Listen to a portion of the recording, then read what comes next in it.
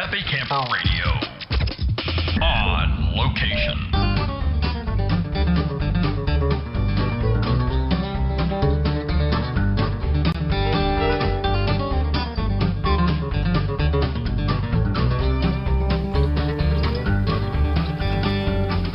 Hello, everybody, and welcome back once again to another edition of the Happy Camper Radio Show, the only place you need to be when you're ready to talk camping. Camping is what we're about. Camping is all we talk about.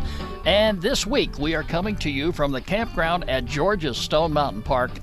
And I would love to say this has been picture-perfect weather. Not the case as of last night, and my lovely niece Erica is joining us here in our outdoor studio. Hello, Erica. How are you today? Hi, Uncle Skip. I'm doing good.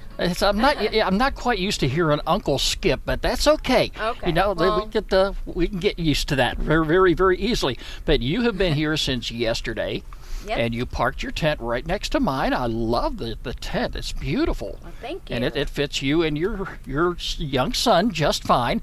And he's here with us. Come on, let's get him to step up to the microphone. All right, just say hello. Hi, Hi, and your name is? Julius. Julius. Okay, Julius, you having a great time here today? Yes. All right, I'm glad you're here. And I am having a blast, and I am going to be here, and hopefully you'll be here with us the rest of the duration too, Erica. I know you're just feeling a little bit under the weather, but that can be expected. And we're going to make the best of it. We've been eating very good. We've had a little bit of inclement weather last night, which was something we weren't counting on, but that does happen in the world of camping. Incidentally, the ambient noise that you're hearing in the background is cars that may be coming or going. There's a train across the lake. They'll be tooting his horn here in just a little bit. But keep in mind, we're not in the comforts of our studio this week. We're here in the outdoors. And as far as the weather goes right at this particular moment, it is picture perfect. Couldn't be any better. The temperatures, on the other hand, let's talk about that. We've been experiencing temperatures, in the 90s? yeah, it's very uncomfortable. Yeah, but, I also keep in mind, when I was in my tent the other day, and this is before you got here, I got set up. It was Friday, and I just got home, I want to say probably about 7 o'clock in the morning, and I was rushing to get outdoors and get over here to the campground and get everything set up, so I'm a walking zombie about 10 a.m. I hit the sack real early that night, and I thought I was dreaming for a moment. I'm wondering what on earth somebody out on the lake was running a boat at 2 o'clock in the morning. Why would somebody want to do something like that? And I didn't stop to realize that parked right next to me is this pop-up camper with the air conditioning running. And I woke up in the middle of that and said, okay, now I totally understand. But yeah, that does happen. Hey, our phone number here at Happy Camper Radio is 404-537-2267. That's 404-537-CAMP. You can like us on Facebook, follow us on Twitter at Camp Talker, add us to Circles on Google+, and now subscribe to our brand new YouTube channel. So many ways you can connect up with us. We made it very simple. Go to our homepage, www.happycamperradio.com, and click on any one of the icons to our social media sites. They're right there on the homepage. Just click on them and you're good to go. Hey, we've got the shout out window open right now, and we are going to be saying hello to some newcomers on the show this particular week. Let's first of all start by welcoming Airstream to Go, RV and Auto Parts in Arizona, the Travelers Market in Cairns, Australia, Shane Steiner, Kurt Beasley in Dayton, Ohio. They're following us on Twitter this week. Who else do we have here? Snowy's Outdoor in South Australia, Mark Jones of Mochdre, I think I pronounced that right, in the UK, The Great Outdoors RV in Evans, Colorado, Outdoor Sports Channel, Bernard Legros, RV Wholesalers in Lakeview, Ohio, Ultimate RV Rentals, Vladimir Popovic, Maurice Bickle of Redding, California. They've added us to Circles this past week on Google+. And finally, to Vic Salazar, who subscribed to us on YouTube. Thank you all so very much, each and every one of you. And thank you for being a part of this great Happy Camper Radio family. Hey, would you like to be a guest on our show? We'd love to have you. Get in touch with me, Skip, S-K-I-P, at happycamperradio.com. And just let me know what you want to talk about. Anything in the world of camping is up for grabs. Hey, this is part of the Great American Campout 2015. Have you taken the pledge yet? If you have not, it is not too late. I just checked the website here, the Great American Campout website, not too long ago. In fact, it was right before I came here to camp, and it looked like there was 86,000 people have taken the pledge. I have taken mine. I am fulfilling that pledge this weekend. And this is what it's all about. It's all about camping. It's all about having a good time. So make sure you go ahead and do that. Go to our homepage, www.happycamperradio.com. Right there on the homepage, you'll find all of the information about the Great American Campout 2015. And we even have a link there to the pledge form. Just go ahead and click on that and you can fill it out. Just takes a couple of minutes. All you have to do is make the pledge to go camping just one night between now and September 7th. It's that simple. If you can make 2 or 3 days out of it, hey, that's even better. So why not go ahead and get involved? Make the pledge, because everyone who pledges to go camping between now and September 7th, the national sponsors are going to donate $1 for each and every individual, all the way up to $100,000. Be a part of it. All that money goes to benefit wildlife, and what is wrong with that? Also here in our outdoor studio, and we haven't talked to this guy in a very long time. Daniel, how are you? I'm hanging in there. Oh, I was waiting when the shout-out window opened up. I thought maybe we were going to hear you shouting in. Oh, my heavens, that one just blew my ear away. I was hoping that you were going to make it over here to go camping, but hey, the fact is you came by, and that's just as good. One of the things I wanted to talk about this particular weekend is when I showed up here Thursday. You look around the area right now, I'm going to have to take a picture of this tent that's just on the other side of your vehicle, because that is my model tent. That is my ultimate tent. That is the tent I want to buy. It runs a couple $100 more than the tent that I have currently. But I am one person that is all about space. I love to be able to step up. You know, I'm a big guy, 6'4". I like to get up. I like to move around. I'm not this sardines in a can, maybe 3 or 4 people, and I do not like laying on the ground. Some people like that, some people don't. But that's the tent I want to get, and I'm going to have to go over there and snap a picture, and I don't think these folks will mind me doing that. But anyway, before I showed up here, I went down in this area and checked it out. Naturally, I had to have electrical service because I needed to hook up my gear to do tonight's show. But when I arrived here Thursday, one of the things that I noticed is everybody had a pop-up camper. And I immediately thought of you guys. And I know you originally planned to come here with your pop-up camper and just kind of make yourself at home, but that didn't work out. But I want to say, I'm really proud of the fact that you decided to hold on to that pop-up camper rather than sell it and get something bigger. I know that was your plans originally.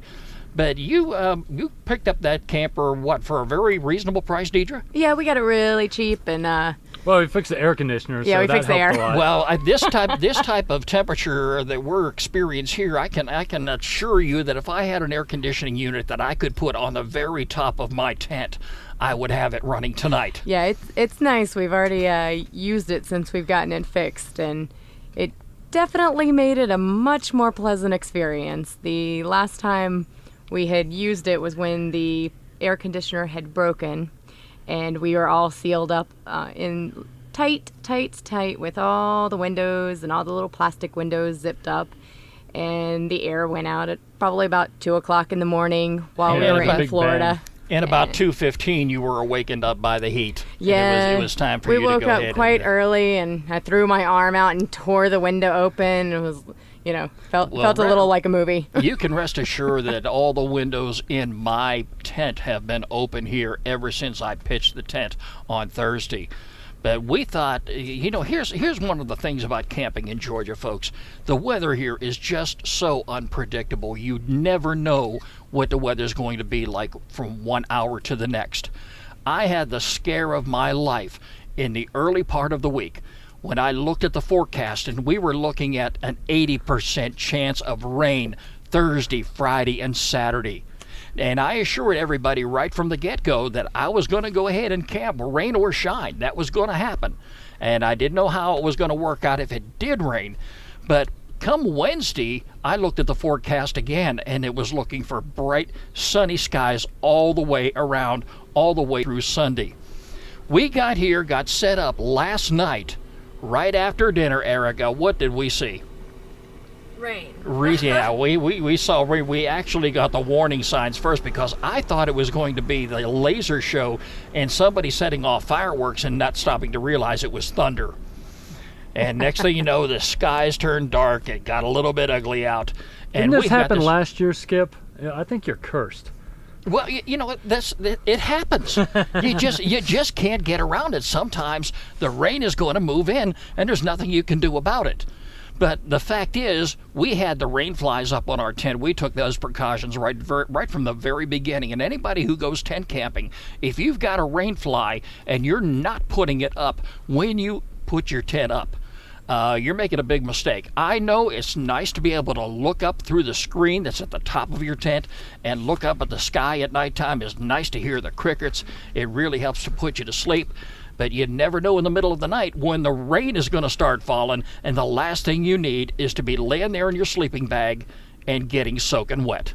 You didn't lose the canopy this time, did you? No, the canopy, that's why I did not take this particular campsite that we did last year. I decided to go down the road a little bit behind these trees, and I'm still in close proximity to the lake.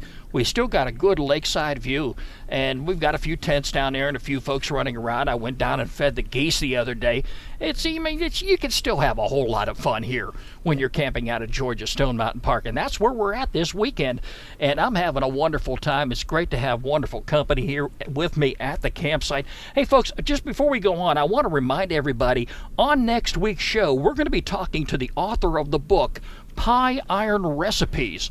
Have you ever had pie iron food before? This guy wrote a book, and he has over 100 pages of delicious pie iron recipes. I am tempted to go out and buy my pie iron this week. Didn't have time to.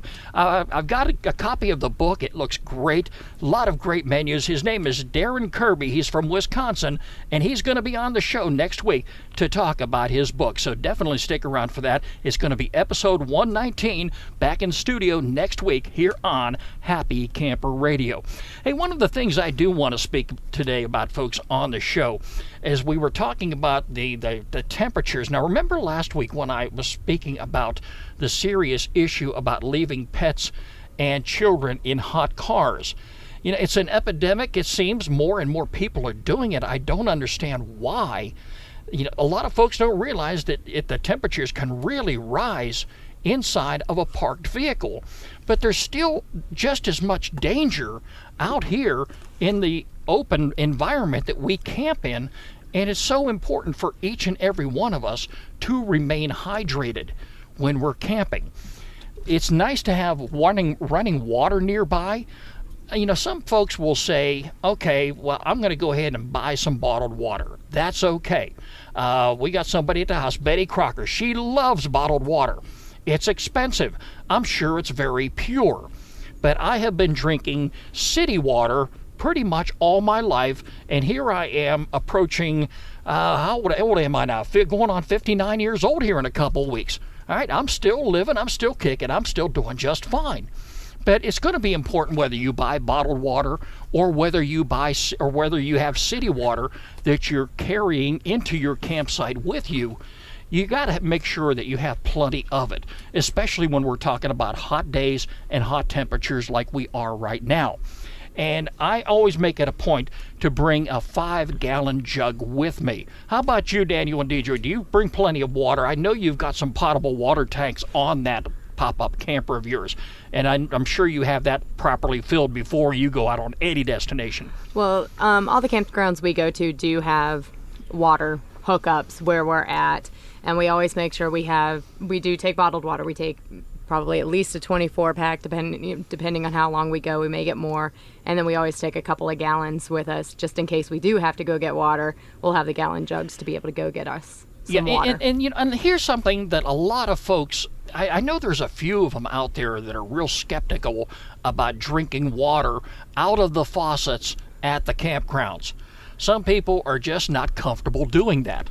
If you're not, then bottle up all the water you can from home and bring it with you. I know I have had these before and they're great. Have you ever seen those collapsible jugs? I Yep. believe Coleman makes them, and I think there's a couple off brands too. You can buy those things, and they're not expensive at all, and you can fill them up with your favorite tap water, whether you get at home or wherever, and you've got enough water to last you. And they're for consumable purposes, of course, and you can use them for cooking as well. But what if you're out in an environment where you have no water hookups? Have you ever been in a situation like that before, Daniel? No. I like to do it, fancy, but I think I know. Talking to Gary, our friend, he always said, like, when you get to a stream, they have little things that little charcoals that you can mix the water in. If you get the water from the stream or a lake, and you can drink that water. I'd probably bring something like that if I was going to go into an environment that presented that situation. Now we're talking about Gary Sizer, of course, the guy that hiked the Appalachian Trail. Yep. And we ought to be calling him Primitive Gary, because I don't think they get any more primitive than him. But I'm sure he even knows that hiking in environments way, way out in the wilderness, even though the stream water may look very clean and very refreshing, there's still always the possibility of bacteria and other contaminants that you need to be concerned about. And a lot of the water that's coming out of our taps at home, they are going to be treated at some sort of water treatment facility before they reach your spigots.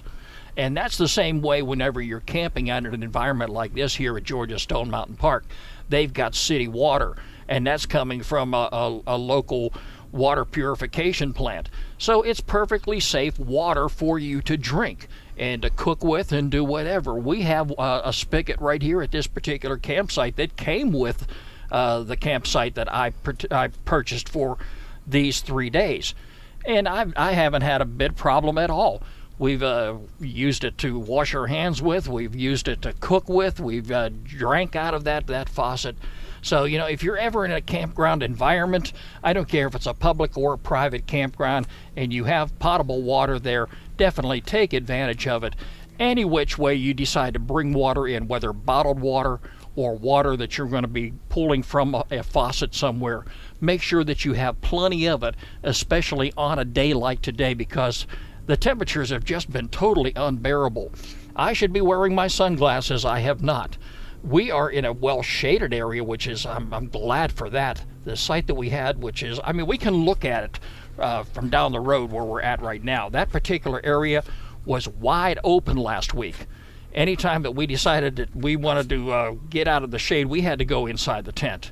At least we got plenty of pine trees. We got plenty of areas right here where we can just get away from the sun.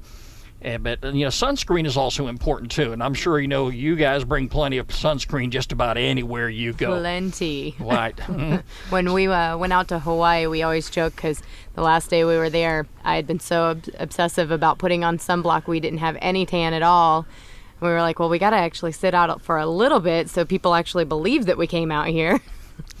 And here's an interesting story that I was told last night. And Erica, I was really surprised about this, and I hope you don't mind me bringing it up to share with our listeners. Go ahead. But, I don't get to see you as often as I like to. But, it's a wonderful experience to have you here at camp with us this week. You were telling me last night about a camping experience with your brothers and your sisters and your dad. And you run into some really bad weather. Yes. Where did this happen at? This was up in Jefferson, Virginia. We hike up Mount Rogers and camp up on the summit there. Well, we get there, and it's probably about early spring. And we get up to our, the ground location, and we start unpacking our cars. And just as we're getting ready, it starts snowing. Just like a light drizzle if it were raining. And we don't really think anything of it because we are from the north, and we've dealt with a lot worse than that.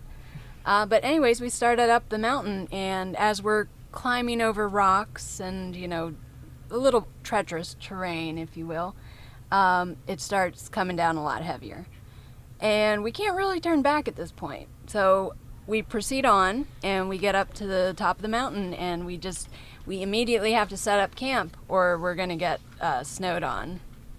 And so we spend the night in our tents, and we wake up, and my dad's just glad that we're alive.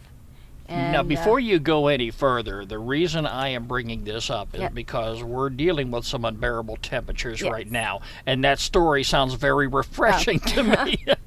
The fact that, you were caught up in a snowstorm, it was kind of scary the way you described it. How much snow was on the ground at that particular time? When we arrived, I would say about an inch. Okay, and by the time you woke up, you didn't realize you were actually going into some deep snowfall. Yes. At that particular time. It was a blizzard by the time we set up camp. Okay, And were you all in one tent? No, there were 2 tents. My dad and my youngest brother shared a tent, and then me, my sister, and brother Jimmy shared another tent. All right, so you were camped side by side. You had a fire going outside? Oh, not at that point.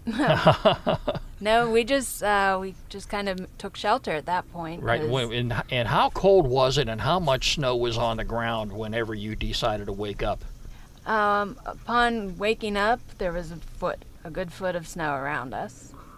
Yeah, and Deidre, that just shocked the daylights out of you, even for somebody that's in a pop-up camper. That right? sounds like a nightmare to me.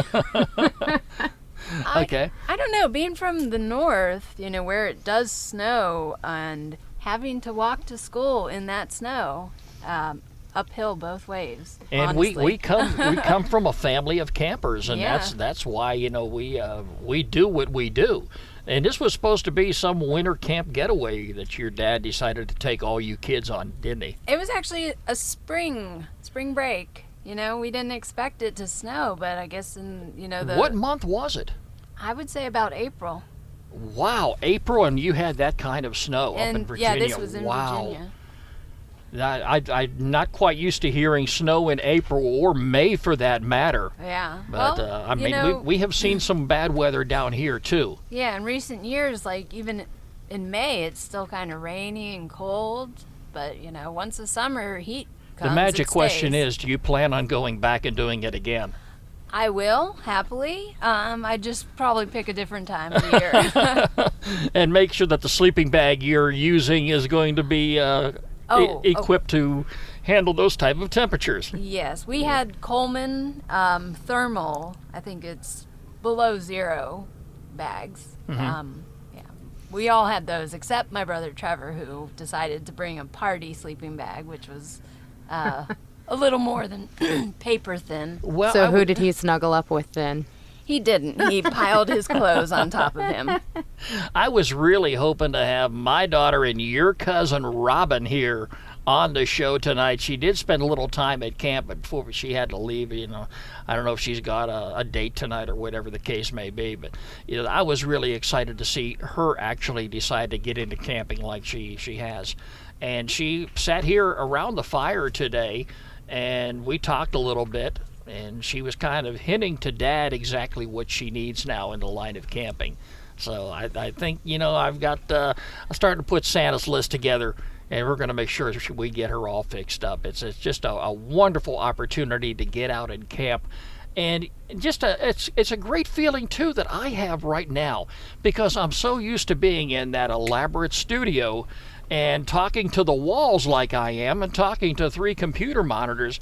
And here I am outside, not only talking to human beings who really enjoy camping like me, but also to sit in this environment and hear some of the ambient noise that I was talking about, hearing airplanes and boat motors and cars going by. It really helps beef up this show, and really I enjoy taking advantage of every opportunity I can possibly get when I am going to the great outdoors. Deidre, when is your and Daniel's next trip? Camping, not sure. We've been trying to set something up. My cousin now has a pop-up. My aunt and her husband have a camper.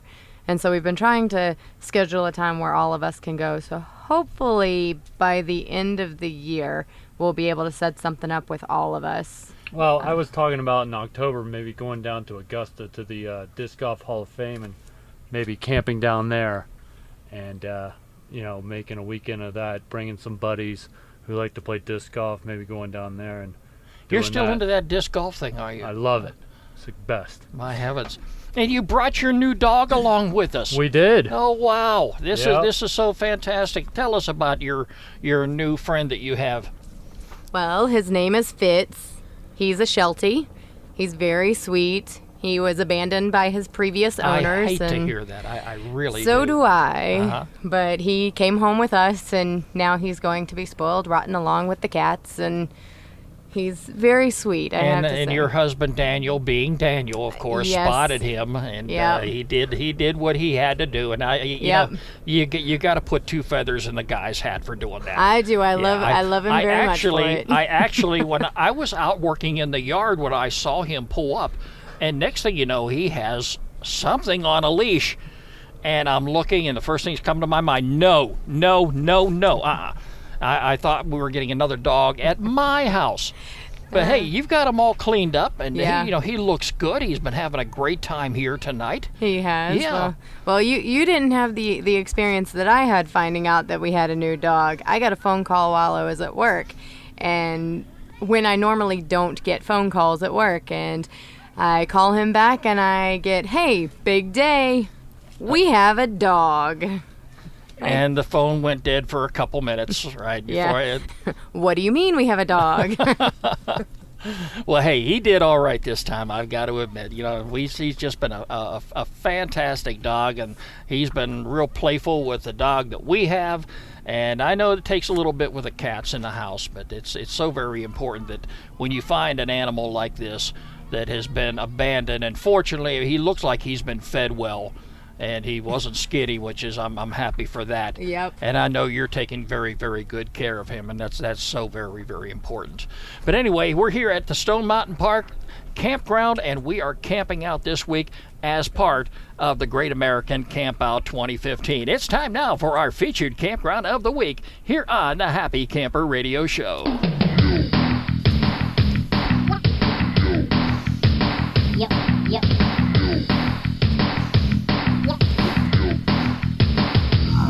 Okay, folks, this week we are going to take you close by. We are going to visit Clark Creek, North Georgia. It is located on Lake Allatoona, right here in the North Georgia area. It is a great camping destination, and it's going to be open here all the way through, I want to say, and I don't think I have that particular note with me, but the first part of September. So if you haven't been able to make your reservation at a campground like this, you may want to go ahead and do that very soon. This particular campground is located 30 miles north of Atlanta. Lake Allatoona is situated on the Etowah River, a tributary of the Coosa River. And the scenery, lake, and peaceful surroundings offer visitors a great getaway from city living. Lake Allatoona is the most frequented visited campground in the area and in the nation, really, for that matter. Lake Allatoona. Nearly 7 million visitors each year enjoy picnicking, swimming, camping, hunting, hiking, fishing, you name it, boating. A lot of great destinations in this particular area you can go ahead and visit. But this campground is it's a fantastic place. Do you like fishing? The lake is annually stocked with bass, crappie, bream, gar, catfish, making it a popular destination for anglers. Fishing jellies are also available, and shoreline fishing locations and a dock is provided at the campground. Plenty of activities and amenities for you to check out. It's going to be right there on our website all week long. Just click on the homepage, happycamperradio.com, and look over on the right-hand side. Click on the featured campground button. It'll be there all week long. A great camping destination you may want to consider this year or in the years to come. It's Clark Creek North in Georgia, and it is our featured campground of the week here on the Happy Camper Radio Show. And of course, if you have a campground that you would like for us to visit on the program, definitely get in touch with me, Skip, S-K-I-P, at happycamperradio.com. And by all means, make sure you include a link to the campground website. It's about time to go ahead and crank up this fire right about now. The sun is starting to fall, and we've got plenty of wood we've got to burn up. It's our final night here at camp. Next week, I'll be back in the studio with you and take some time to talk more with you about some great camping opportunities. Hey folks, remember, every pet deserves a loving home. Visit your local shelter and adopt a pet today. The Happy Camper Radio Show is a presentation of Skip Huber Productions. I'm Skip. I am a happy camper. And no question about it, my friends, you can be a happy camper too. Have a great one, everybody. We'll talk to you next week. This is Happy Camper Radio.